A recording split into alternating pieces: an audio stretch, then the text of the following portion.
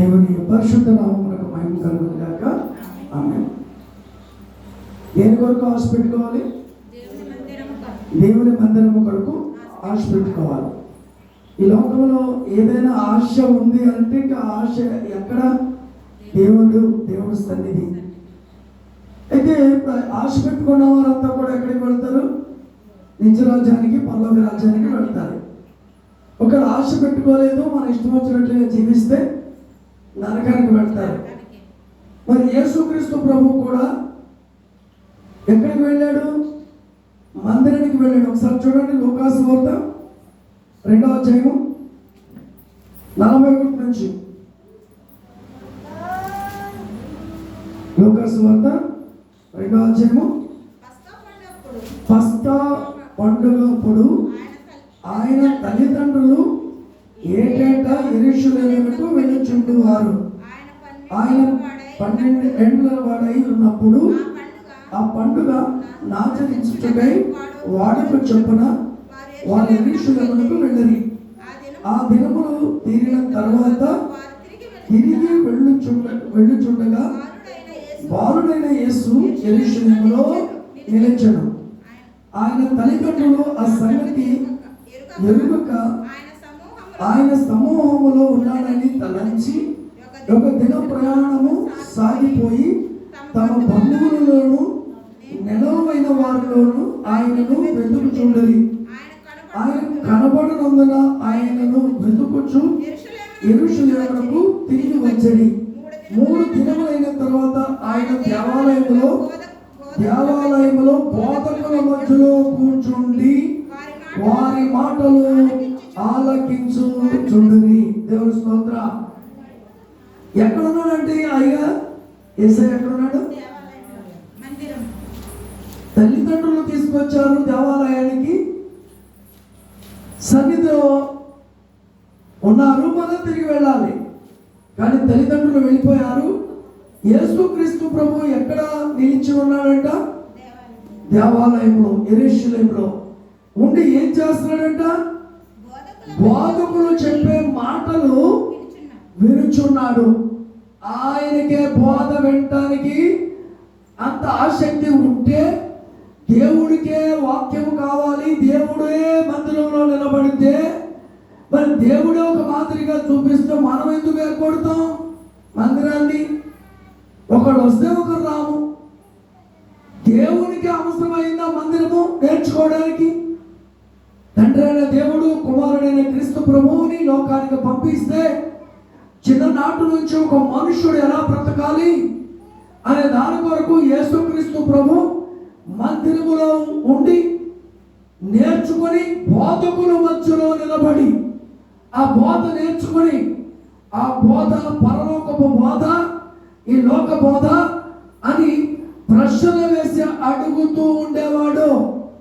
ఆయనకి ఎవడో బోధ చేయగల యేసుక్రీస్తు ప్రభుకి. అయితే ఎందుకు మందిరములో నిలిచాడు? ఎందుకు మందిరములో ఉన్నాడు? ఎందుకు బోధ వింటున్నాడు అంటే ఆయన మాదిరి చూపించాడు మనకి. అర్థమవుతుందా? మాదిరి చూపించాడు. ఆయన జీవితం అంతా మాదిరే. ఆయన దేవుడై ఉండి లోకానికి ఒక మానవ మాతృడుగా తిరిగి వచ్చాడు. ఇక్కడికి మనుష్య కుమారుడిగా దిగి వచ్చాడు. ఆయన వచ్చి ఏం చేశాడో అదే చేయండి. మేము పాస్టర్ గారులుగా మేమేం చెప్తున్నాం? ప్రతిరోజు ప్రతి వారం మందిరానికి రండి, వాక్యం వినండి, వాక్య ప్రకారంగా జీవించండి అంటే ఒక వారం వస్తే ఒక 3 వారాల వల్ల ఆబ్సెంట్లు. మరి యేసుక్రీస్తు ప్రభు ప్రతిరోజు ప్రార్థనలో ఉన్నాడు దేవుని దగ్గర, ప్రతిరోజు దేవునితో ఉన్నాడు. ఏంటి? రాత్రంతా ప్రార్థన, పగలంతా స్వార్థ మాదిరి చూపించాడు. అంతేకాదు యేసుక్రీస్తు ప్రభువులో ఎక్కడ కూడా పాపం లేదు. ఇవాళ అందుకే యేసుబాబు గురించి మాట్లాడుతూ ఉంటే కొంతమందికి మండుతుంది. పాపం చేయడానికి ఉండదు. యేసుబాబు దగ్గరికి వస్తే తాగుళ్ళు ఉండవు, తిరుగుళ్ళు ఉండవు, ఇష్టాసరమైన మాటలు ఉండవు, ఇష్టాసరంగా నడవడానికి ఉండదు. ఇవన్నీ చెప్తూ ఉంటే కొంతమందికి మంట. కరెక్ట్గా జీవించకపోతే, లోకంలో జీవిస్తే, నిత్య నరకానికి పోతే అక్కడ అగ్ని ఆరదు, పురుగు సావదు. అక్కడి నుంచి తప్పించబడాలంటే మా తపన. సేవకుల మీద తిరగబడతావు, నీ ఇష్టమే. సేవకుల మీద తిరగబడతావు, నీ ఇష్టమే. కనీసం బుద్ధి జ్ఞానం కూడా మనుషుల్లో లేదండి ఈరోజు. దేవుని సేవకులు గౌరవించరు, వాక్యాన్ని గౌరవించరు, సన్నిధిని గౌరవించరు. దేవుడు అంటే గౌరవమే లేదు. మరి దేవుని సన్నిధిలో ఏమి నేర్చుకుంటున్నారండి? దేవుని సన్నిధిలో ఏమి నేర్చుకుంటారు? దేవుని సన్నిధిలో నిత్యము ఉంటేనే అర్థమవుతాయి మాటలు. ఎలా బ్రతకాలో అర్థమవుతాయి, ఎలా ఉండాలో అర్థమవుతాయి. యేసుక్రీస్తు ప్రభువుకి సన్నిధి అవసరమైతే యేసుక్రీస్తు ప్రభు బోధ విన్నాడు, నిలిచాడు. ఆ రీతిగా మీరు ఉండాలి. నేను చెప్తున్న మాటలు వాక్యంలో ఉన్నాయా లేవో తిరగేసుకోవాలి మీరు. ఆ జ్ఞానం కలిగి ఉండాలి మీరు. అందుకే దాస్తుల ద్వారా మాట్లాడిన మాటలు ఏంటో తెలుసా? దేవుని సన్నిధికి వెళదామన్నప్పుడు రండి, మనం అందరం పోదామని చెప్పేసి దేవుని మందిరంలో ఉన్నవారు గొప్ప స్థానానికి నిలబడ్డారు.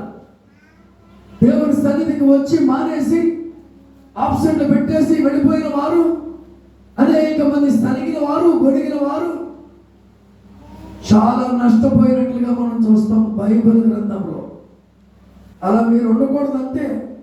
వాళ్ళ సేవకులు చెప్పిన, నేను చెప్పిన ఒకటే మాట, ఎటువంటి వారినైనా మార్చేది వాక్యం, సన్నిధి, దేవుడు. వ్యభిచారులు మారట్లేదా? దొంగలు మారట్లేదా? అంతకులు మారట్లేదా? ఉగ్రవాదులు మారట్లేదా? త్రాగుబోతులు, తిరుగుబోతులు మారట్లేదా? కొంతమంది సంస్థల్లో పనిచేసిన వారు గోడాలుగా తయారయ్యి సమాజాన్ని పాడు చేసిన వారు మారలేదా? ఈ వాక్యం దగ్గర కూర్చుంటే ప్రతి ఒక్కరిని మారుస్తుంది, మనసు మారుస్తుంది, బ్రతికేంటో అర్థం చెప్తుంది. అందుకే దేవుని సన్నిధిలో నీవు నేను మనం అందరమును నిలబడాలి. నిలబడి చూడు, ఆప్షన్లు ఏం చెబుతుందో చూసుకో, దేవుని సన్నిధిని అనుదినము అనుభవించు, దేవునితో సహవాసం చేయి, యేసులా జీవించు, యేసులా నడువు. ఈ కార్యాలు ఎందుకు చేయడు? ఇహ పర ఆశీర్వాదాలతో నిన్ను నన్ను కూడా నింపుతాడు. దేవుని స్తోత్రం. ఆ ఆశీర్వాదాలు ఇవ్వాలంటే అందుకే దేవుని మందిరములో నిత్య సుఖములు కలవంటాడు. నిత్య సంతోషం ఉంది ఇక్కడ. డబ్బులో లేదు, బంగారంలో లేదు, షేర్లో లేవు, బిల్డింగ్లో లేవు, ఎందులోనూ లేవు. నువ్వు సాయంకాలం చక్కగా ఇప్పుడు మెతుకులు తిని శుభ్రంగా హ్యాపీగా పడుకోగలవు దేవునితో ఉంటే. అన్నీ ఉంటే అందరూ వస్తారు, అయిపోయాక నిన్ను విడిచిపెడతారు, అందరూ విడిచిపెడతారు, పోతారు. కానీ దేవుడు మాత్రం ఎన్నాడు విడిచిపెట్టాడు. అందుకే దేవుని సన్నిధిలో నువ్వు కనబడు, అంతే. కార్యాలన్నీ దేవుడు చేసుకుంటూ వెళతాడు. ఎన్ని చేస్తాడు ఇప్పటికీ నీకు దేవాది దేవుడు ఎన్ని కార్యాలు చేస్తాడు మీకు గుర్తు పెట్టుకోండి, లెక్క పెట్టుకోండి. ఎన్ని అపాయాలు తప్పించాడు, ఎన్ని ప్రమాదాలు తప్పించాడు, ఎన్ని రకాల వ్యాధులు స్వస్థపరచలేదు, ఎన్ని దెయ్యపు శక్తుల నుంచి విడిపించబడలేదు, శాతపడి శక్తులు మేమే దాడి చేస్తున్నప్పుడు విడిపించలేదా? ఎన్నో కార్యాలు చేస్తున్న దేవుడు. ఇవాళ రేపు చచ్చిపోతాం అనుకున్నప్పుడు ప్రార్థన చేసినప్పుడు బ్రతకలేదా? ఇన్ని చేసిన దేవుడికి ఎందుకంటే దూరం అవుతారు. అందుకే దేవుని సన్నిధిలో ఉంటేనే, దేవుని వాక్యంలో ఉంటేనే, దేవుని సహవాసంలో ఉంటేనే మనం వర్ధిల్లుతాం. గుర్తుపెట్టుకోండి, ఆనాడు సమూయేలు సన్నిధిలో ఉండి ప్రార్థించాడు, దావీదు ప్రార్థించాడు, మోషే ప్రార్థించాడు, ఇర్మియా ప్రార్థించాడు. భక్తులందరూ చూస్తే ప్రార్థనలో దేవుని సన్నిధిలో ఉంటూ ప్రజలందరికీ మాదిరికరంగా జీవించి వాళ్ళ జీవితాలు దేవునికి అప్పగించుకున్నారు. అలా మీరు అప్పగించుకోండి. యేసుక్రీస్తు త్వరలో రాబోతున్నాడు.